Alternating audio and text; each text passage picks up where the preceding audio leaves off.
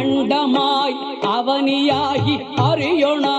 பொருளதாகி தொண்டர்கள் குருவுமாகி புகழறு தெய்வமாகி எண்திசை